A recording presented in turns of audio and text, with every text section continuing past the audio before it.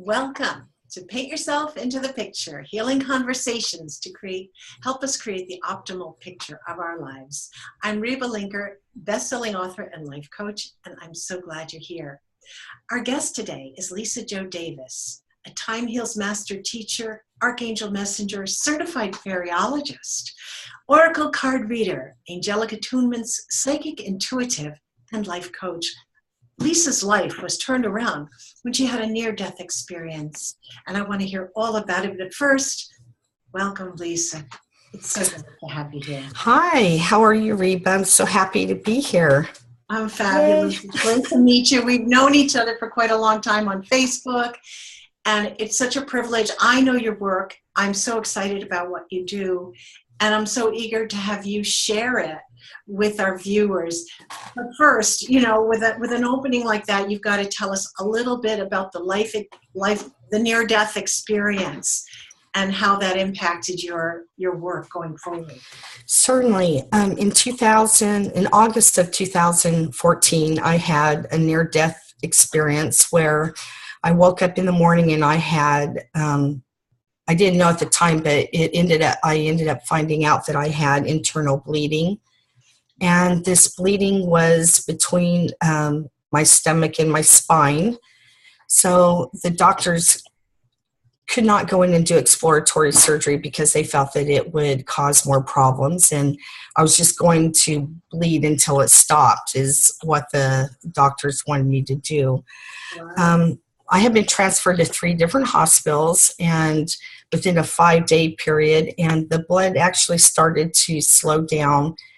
And I was sent home after the 5 days. But I would like to share part of my experience in the hospital. They were having a really hard time trying to find any veins to give me medication or IVs. And my veins had started to collapse. They were very unsuccessful in the ambulance as well as the hospital. And I just felt like I was being poked everywhere. And they were working up, and they finally came up to my chest, and they were working on trying to insert a IV needle there. And I was very scared, and, I had asked God to please come forward and help me. And I went down, Jesus, Mother Mary, the archangels, everybody come in, please help me. And I heard this voice saying that I was going to be all right. And then I felt this, it was like a warm hug around me. That's the best way that I can describe how I felt. And I had asked Archangel Raphael to help the nurse put the needle in. And just as I said that, that needle just slid right into my chest up above. And they were able to insert the IV and start giving me pain medications. Wow. So it was, I didn't see a white light or anything like that, but I did have reoccurring very strong and loud male voices telling me that everything was going to be all right, that I just needed to relax and allow the treatment to take place. Mm.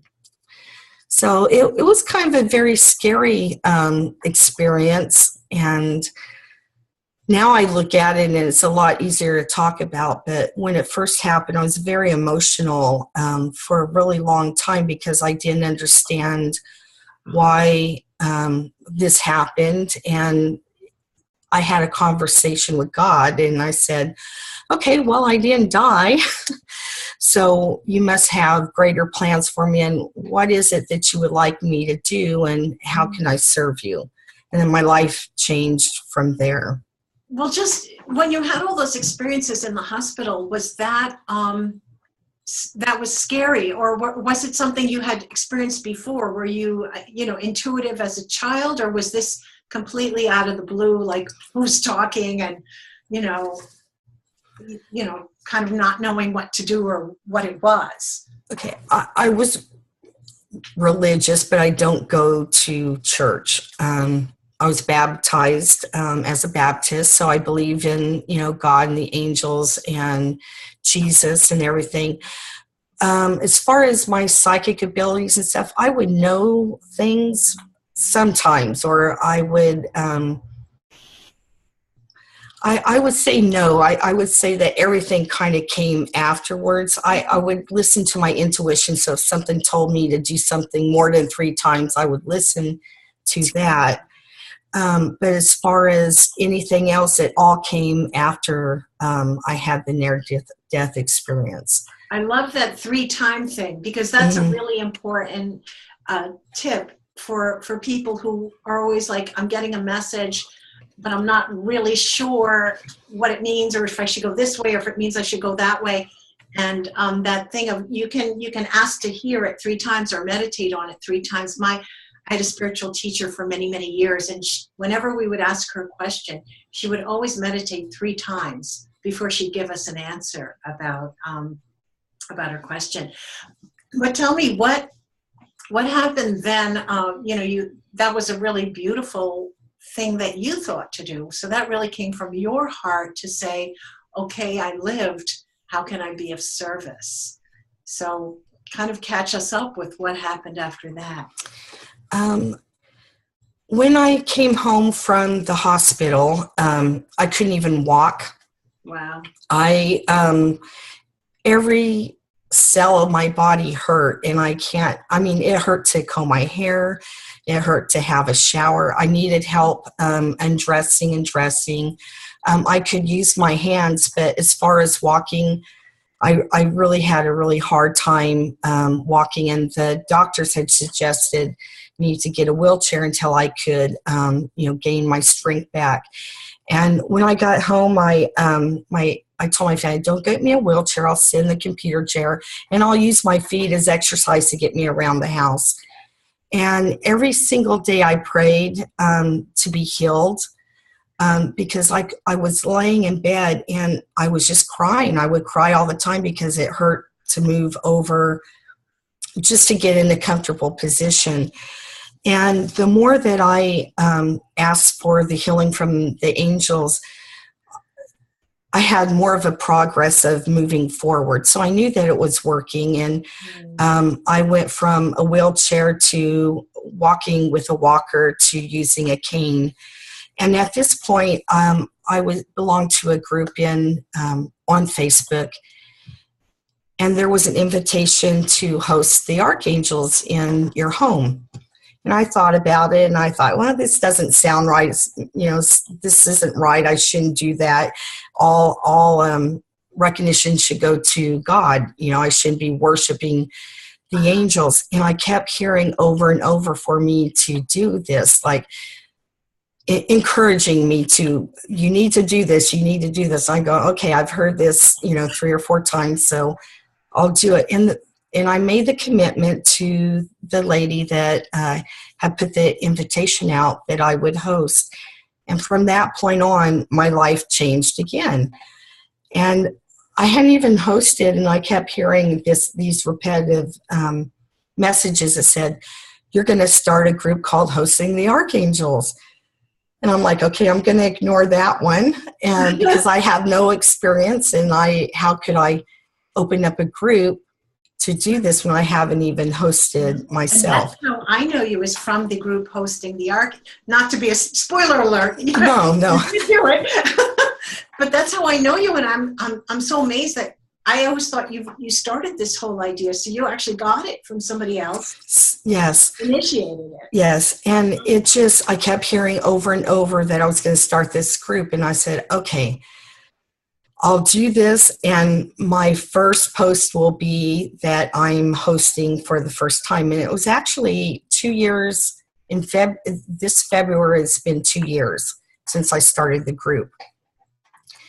And so I hosted, and I put everything online, what I was doing.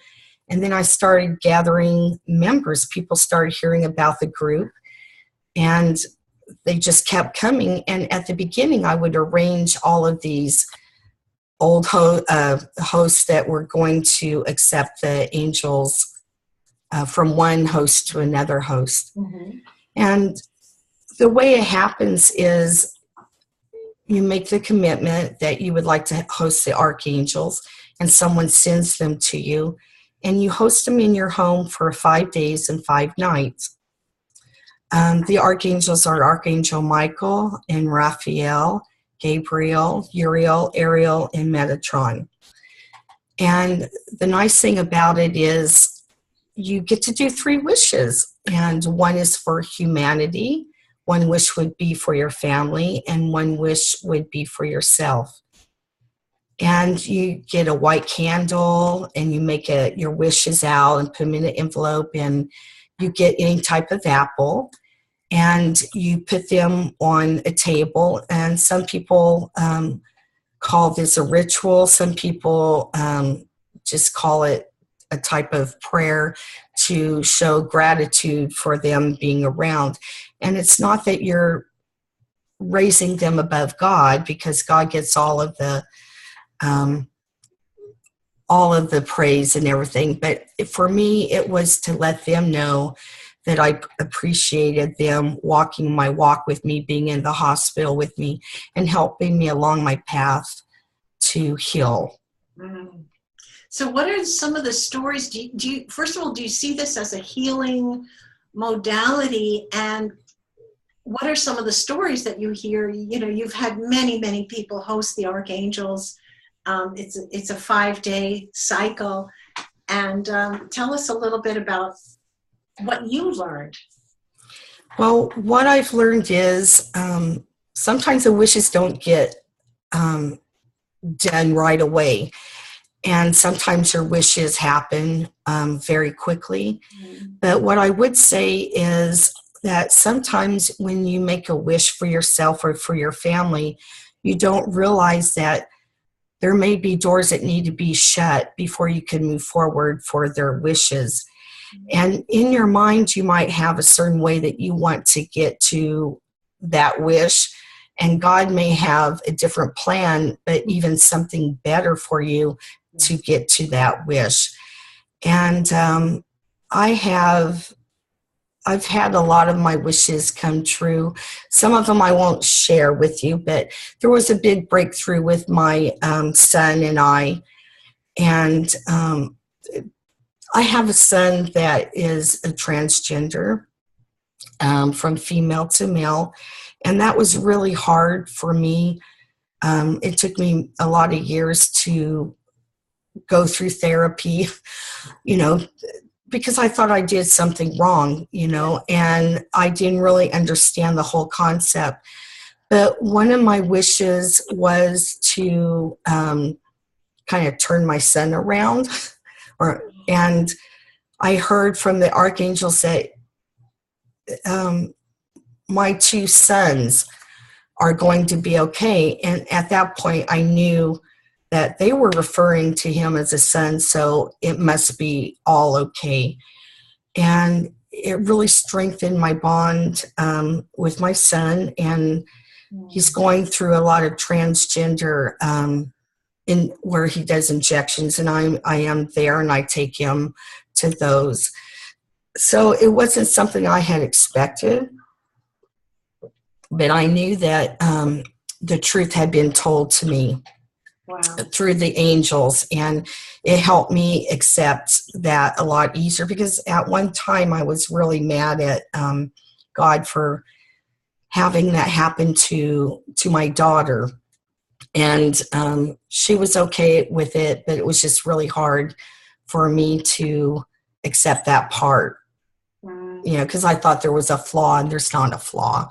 That's just how he was made to be. And this is the first time I've ever shared that story publicly. So I want to really thank you for sharing it, because it is so personal, but it's such a beautiful story, and it really illustrates how, you know, we're helped, but not always in what we want. That there's a greater, and I actually think that's how we know it's for real. You know, because it's not candy-coated promises. It's true wisdom. And that's not always an easy pill to swallow. So it kind of shows that it's the real deal. Yeah, it can be very humbling, When you greet the angels, you greet them through a door, usually your front door, and you say a little prayer. It can be something, from the actual ritual that is printed out, or you can say something from your heart that's very sincere, and you welcome each of the archangels through your front door by name. And the very first time that I hosted, I felt this energy come through me. I mean, it was almost like a breeze, but there was no breeze outside, and I could just feel them coming in. And when all of that energy moved, I was like, oh, they're in here. And I couldn't stop laughing. I just was so happy. I was a little giddy. And my family was looking at me, and I said, I know. And I really thought that they would judge me for wanting to do this ritual, but they were very helpful and very excited for me. And they were like, well, Mom, I know you like the angels, so, whatever you want to do, that's fine with us. And our family got along really well, a lot better. Our animals could let me know that they were there because they would be looking up. And at the time I had a dog, she was very protective. Her name was Coco, and every time the archangels would come, she'd start barking, and I'd be like, "It's okay, girl, they're here," and she'd go, "Urgh." Like, well, I know there's too many of them here. I don't like this. What a reception! Yeah, like, who are these people? And she would eventually, calm down, and it would be no big deal, but. Yeah, the animals and children, from what others have told me, definitely see them and know that they're around. Yeah, do you get any stories from other people who go through this? I know that there's people who do it repeatedly, several times or many times. I've done it myself. There are different experiences. It depends on what people ask for. Not asking you to share anybody's. Yeah, but if you have stories to they share do. About. I've heard of stories of abundance coming into their life. Quarrels with families have been resolved. I hear this all the time, that when the angels have been invited, that there's a lot of cooperation within the home, and everybody seems to like it. And there's a lot of people that don't want to send them off to somebody else. They just want to keep them. And I tell them that they never leave you. They're always around you. And they're just waiting for us to give them permission to assist them. And you don't have to have the correct name to call them out. For example, if you're really scared and you feel really scared and that you don't know what to do, you can go, I need the Archangel to help me not be scared. And of course, this would be Archangel Michael would show up, and he would help with those fears that you have. And that's the nice thing about it, is you don't always have to know their correct name. You could say, I would like the Archangel of Beauty, and Archangel Jophiel will show up and help you. And the one thing is, if you are interested in working with the energies of hosting the archangels, those 6 archangels, you can ask each one to come to you separately and ask them to allow you to feel their energy. And so, for example, Archangel Michael, when he comes around, I get really hot. It's like almost like I'm having a hot flash, but I'm not. And I get extremely warm, and I know that he's there. So they all have different energies about them, and it's a really great way to open up that part of you and allow these other blessings to come forward. So is this your main work that you do now, is organizing this group? Because it does require a lot of communicating with people who are signing up for it or passing the angels to the next host. It's a lot easier now, because now we have a group hosting where I do it once a month. And in fact, our next group hosting will be Sunday the 19th through Friday the 24th. But we do have people who host them individually. And I think I just lost part of my your.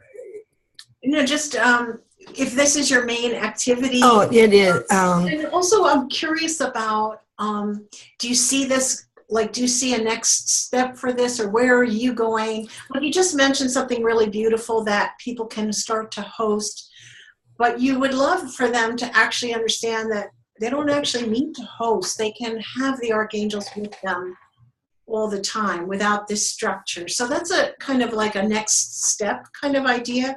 Yes. So what else is in your mind for like taking this to a next step? Well, the next step that I'm currently working on is I have been collecting stories for a book, and it'll be called Hosting the Archangels Experiences. At least that's the temporary title at this point. And I actually started writing my first page yesterday. Oh, so I'm going to try to move forward with that.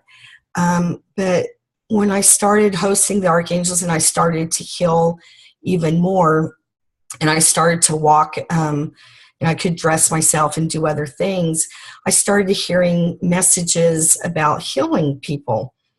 So I invited some of my friends that I have, and I started doing remote healing on my friends. And I really didn't know what I was doing, but I heard in my mind, just go with what you think. And so I would imagine their body being out in front of me, and I would, kind of what I call scan the body to feel different energy. Of course, I'm learning as I'm doing this, and I would write everything down that I came with, and then I would give the message to the person. And it was very accurate on what I was bringing forward. And then sometimes there would be messages that would come along. Well, along my path, I had met Terry Miller, and she developed the Time Heals modality. And that was almost exactly what I was doing when she did a session on me. I said, wow, this is great. This is kind of what I'm doing, but her way of doing it was more structured. I was starting with the root chakra and moving up to the crown chakra, and her modality starts with the crown chakra, and you read it all the way down to the first chakra. So her modality gave me more of a structure, and I was eventually made into a master teacher of Time Heals. And I have the ability to go into the person's body, and I actually feel what they're feeling. So if they're have a heartache, because something tragic happened to them, I'll pick that up actually in my own heart, and I can feel the pain. Yeah. So moving forward, I've developed a way of using her modality, and also using some of the modalities that I've been shown in different areas. And, so it's been a joy to be able to assist people that way. And sometimes I don't always want to go with what I hear because I question everything, but then I'm starting to learn that just give them that message whether it makes sense to you or not, and it always makes sense to them, and I'm like, oh, thank you for the validation. To move forward. That's tremendous. It's so beautiful to have all these gifts. So I want to know if people would like to host the Archangels or get in touch with you as a healer. How should they get in touch with you? Well, if you're interested in the hosting the Archangels, the best way is to go to the group of Hosting the Archangels on Facebook. It is a closed group. You just put in that you would like to join the group, and I will approve it. If you forget Hosting the Archangels, you can look under Lisa Jo Davis. I'm also on Facebook. I have a business now, and it's called Healing Light with Lisa Jo Davis. And I'm on Facebook there, and I'm also Healing Light with Lisa Jo .com. Just with Lisa Jo, no Davis. No, it's just, yes. Okay, great. Well, thank you so much. It's such a pleasure to meet you, and you tell such interesting stories, and you've had such an amazing experiences. Thank you so much for sharing them on Paint Yourself into the Picture. I appreciate you having me here, and I love sharing my story, so I hope it helps someone else. I'm sure they will. I really appreciate it. And I want to thank all our viewers for being with us and staying with us. And if you like what you're seeing, I want to invite you all to stay in touch. My website is rebalinker.com. My Facebook group is Leaders in Self-Love. Please subscribe and like the video. I love reading your comments, and they really help us know where to take the show next. So please leave a comment below and join us again next week for another healing conversation. Until then, remember that this is your turn to shine. Learn how to paint yourself into the picture, for this is how we heal. Many blessings.